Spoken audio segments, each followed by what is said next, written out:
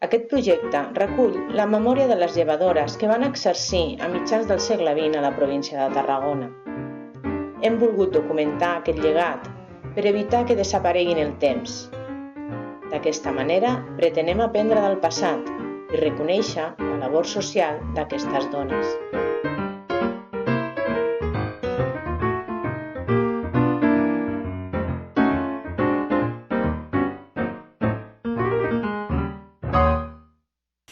La meva germana va ser mestra, estudiava per mestra. I un dia vaig sentir que el pare i la mare parlaven i el pare deia, mira, una mestra i l'altra llevadora. Podrien ser. No ho sé, una vocació que vaig tindre ja de jove. I el meu germà, que llavors estudiava medicina, encara, per què no fas comadrona? Ai, doncs i si m'ho hagués dit, per què no fas bailarina? Segur que em faig bailarina. A mi no m'era res, jo el que era comadrona no ho sabia. I vam determinar de dir, escolta, tu que ja tens batxiller i tot això, per què no et fas comadrona? Com que no n'hi havia, que no n'hi ha hagut mai de sobres, llavors te quedaràs al poble, caram, quina idea. Con el título de comadrona, yo he podido ir al extranjero, ganarme la vida, ser considerada por ser comadrona, me ha dado esa independencia que yo necesitaba. La mare per descansi va encarregar fes de comadrona, que per l'únic cert que val la pena gastar la vida en aquest món és per les mares. I m'ho va deixar tan gravat això dintre, jo en aquell moment ni em vaig fer cas, però quant allò... Mira, en aquel entonces yo tenía un padre, pobrecito, que era un sargento Goliat. Por aquí, porque yo quería ser diseñadora de modas. No, tú enfermera. A Valdecilla, a estudiar a Valdecilla, pues a Valdecilla. Cuando ya estudié, entonces, y llegué aquí, me interesó más lo de otro lado. Lo vi como si fuese una categoría más que la de la enfermera.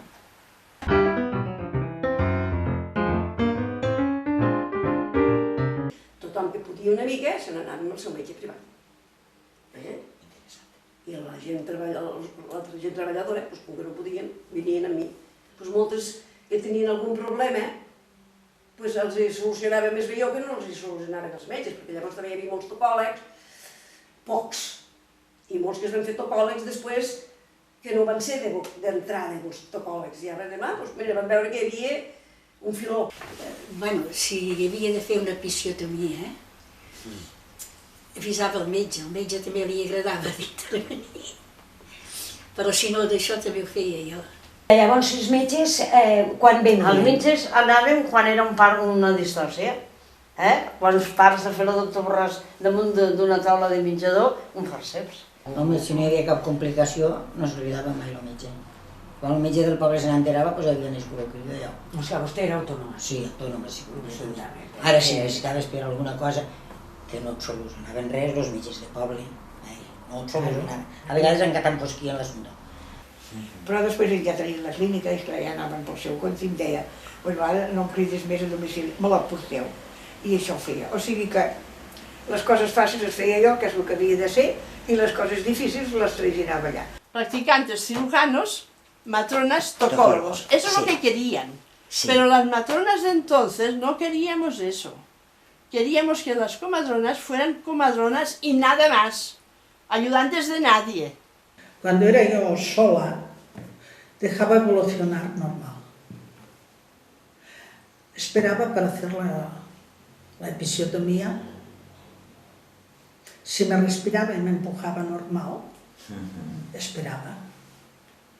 Ahora, estás con el médico, en cuanto no lo ven un poquito, una buena tajada y terminado.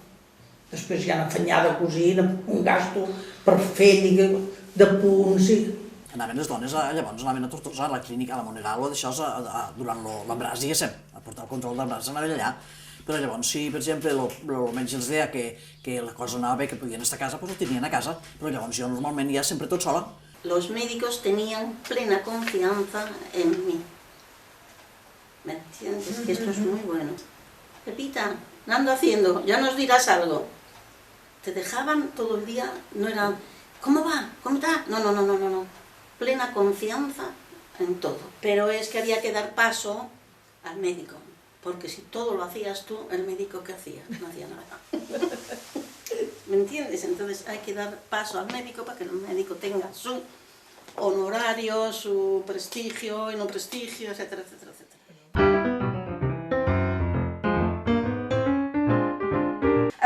Hi havia gent que vivien en masies, caminant, hi havíem d'anar, que igual estàvem 3 hores per arribar allà caminant, perquè no teníem cotxe, que quan arribàvem estaven a punt de patir sempre. Llavors arribaves allà, el tenien allà al llit, feien posar una fusta sota, perquè no s'ensorressin, perquè llavors tenien els matalassos de llana. I llavors al capçal del llit lligaves una tovallola perquè ella s'agafés una tovallola per fer força. I així bien. I així bé, clar, i tant, per totes. La base més important és mirar el coll de la matriu. Quan s'acaba de fer un part, tant que sigui lent com que sigui ràpid, s'ha de mirar el coll, perquè un petit desgarro de coll, la majoria de les dones no colla. I llavors ja et queda una cosa desgraciada per tota la vida. Aquesta saleta era el primer escaló. Venien aquí, em demanaven la llibreta. Els deia, jo m'he dit tals dies, tales hores, hem de portar orina, tal i qual, jo els feia els anàlisis d'orina.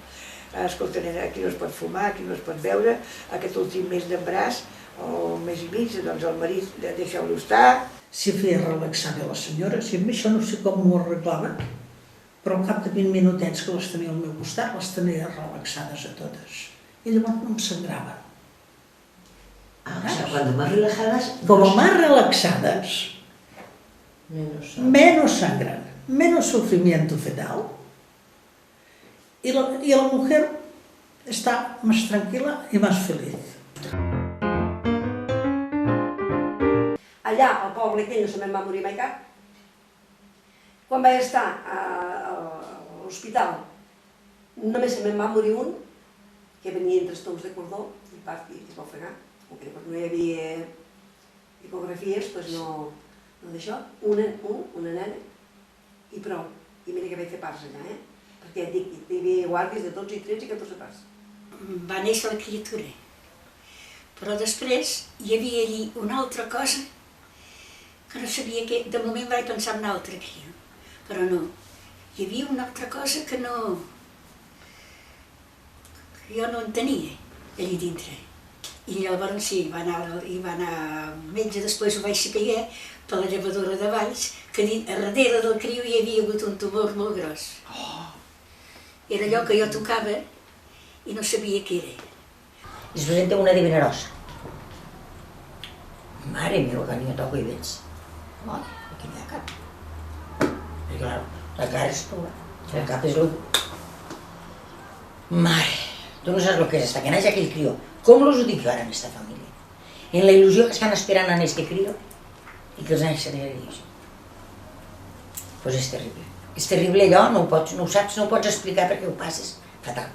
No me'n recordo prou exactament com estava presentat, però sí que vaig tindre necessitat, vaig tindre la intuïció en aquell moment de que això, que no se m'enganxés amb l'os de la mare, li poso un dit a la boca.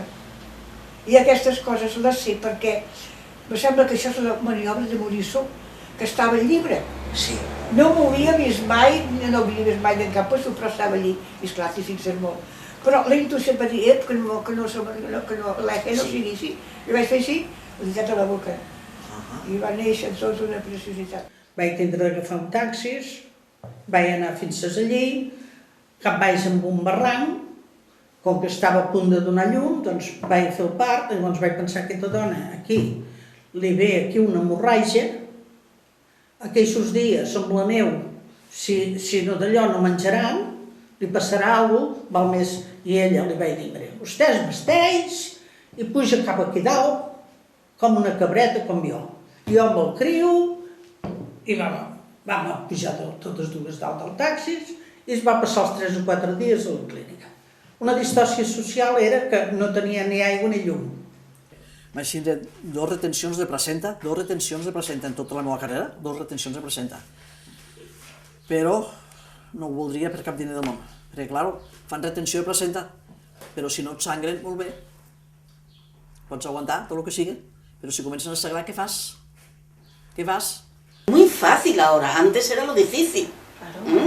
Antes es lo difícil que te encontrabas con una partera, tal.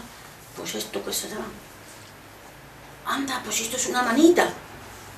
¿Entiendes? Que me tocabas, anda, pues son los pies, no, pues esto es una manita. Ahora con las ecografías y con la tal y tal, todo diagnosticado perfecto. Hi havia dona que anava 15 dies fins que mos caia el melic, anava cada dia. Molt bé, i feia la revisió del xiquet i de la dona. De la dona mirava el perperi, mirava la ferida, si tenien ferida, els punts, si era una epivisió als 7 dies us llevava els punts, ja cosien catgut i jo ja, no res de crims, com feien antes. A Montroig hi havia el costum que els padrins donaven la propina a la comadrona. Cobraven 100 pessetes d'un part, 100 pessetes d'un part, d'anar 8 o 10 o 12 dies. I els primers dies jo hi anava de matí i tard els 2 dies primers, perquè jo he sigut molt angoniosa. Sempre pensava que podia passar alguna cosa. I anava, i vesties el crió, rentaves a la mare, canviaves el llit, ja ho... Hi ha hagut sempre moltes costums, Sí. no? I una de les costums era que amb un ciri anàvem a l'església, que era purificar-se, la mare, no? I jo les acompanyava. De poc en poc vaig dir, bueno, miri, sap què? Doncs aquest petit que els hi sembla si jo no vinc? Doncs ja ho farem nosaltres, doncs sí, i ho trobaven bé encara. I de mica en mica van vindre aquestes coses que ja no vaig anar a bateig i per tant ni a l'església amb això, perquè això del ciri ja es va perdre molt aviat també. Senyoreta, li he replegat 200 pessetes per donar-los a vostè. Clar, me va dir, ell em vivia, bueno, ho sabia jo per la cartella, no? Bueno, dic, però dona, si vostè ho necessita, diu no, si no se m'ho queda, d'allò, clar. Què havies de fer? Doncs anar-li a comprar unes arracades i anar-los a posar a casa seva. Tu estaves allí al parc, al pie del canyón, m'entens? I llavors anaves 7 i 8 dies i hasta 10 a arreglar la dona i el crió. Vull dir jo perquè llavors la gent estaven 7 o 8 dies allí sense manejar-se gens. No, quan jo vaig vindre, clar, vaig dir, no, s'ha d'aixecar i es van quedar. Vull dir, com s'ha d'aixecar, m'entens? Perquè era molt diferent. Hi havia els avis a baix, hi havia els avis, els sogres, doncs, i ja se'n cuidaven dels fills, l'àvia. I, bueno, mira, doncs això, venien, trucaven, generalment de nit, ves, mira, li deixava, quan la nena era petita, aquesta, li deixava el biberon preparat i tot això allí, la taleta de nit, al costat d'ell, i ja s'arreglaven. Jo també he tingut la sort que he tingut uns pares i una germana que m'han ajudat. A mi m'han cridat d'un part, jo de la família no me n'he recordat, ha estat per a la faena, que això és molt important, no tindre agonia per anar-te'n. La meva me agarrava l'olla pronto i caldo i vinga, tothom, un plat de sopa i un plat de lo que siga, perquè el meu pare no podia menjar un bocadillo un dia, bueno, però després ja no. I ell anava a comprar i ell perquè el rato que tenia, que també treballava, Pues jo recordo que una nit el meu pare va vindre aquí a dormir aquí en una butaca, als peus, aquí baix dels nens, perquè jo estava fent un part, i el pare cuidava els meus fills que feien el sol, que tenien el sarampió. Yo llamaba por teléfono, si veía que el parto aquel no terminaba, digo, Yayo, que no llego a tiempo, haz los macarrones, o mira, saca de la nevera tal, que yo ya había dejado preparado. Y él lo hacía tan tranquilo, sin problema de ninguna clase, sin protestar. Jo tornaria a ser-ho si tornava a néixer. Jo em tropeçaria 2 vegades en la mateixa pedra. A pesar que ho he passat molt malament, perquè passes ratos molt malament. Jo soc una persona molt sentida, soc una persona que he plorat molt, I quan s'emociona la gent que ha nascut un crió, doncs m'he emocionat jo també, i a vegades m'han caigut les llàgrimes i feix, perquè no ho veiguéssim. Tots ho fem per guanyar pessetes, totes les professions. Ara, després t'hi encandiles, o t'agraden, o el que sigui, no? Responsabilitat, perill i tot això, com a dona ho porta, però sèrio, Sèrio. Però és maco, i ha de ser. He rebut més de les dones que el que he donat. Perquè m'han donat un agraïment que elles no tenien cap necessitat d'agrair, de dir gràcies. Jo sí que tenia l'obligació de tractar-les amb carinyo i atendre-les amb els meus coneixements, amb tots els meus coneixements. Per a mi, doncs ha estat una manera de sentir-me realitzada en aquest món, de pensar que he passat la vida esforçant-me per deixar el món una miqueta millor del que el vaig trobar, i que he intentat sempre que aquelles persones deixar-les el millor que puguin, perquè puguin ser persones, puguin ser dones, puguin tindre relacions felices, que s'ho passin el més bé que puguin en tot.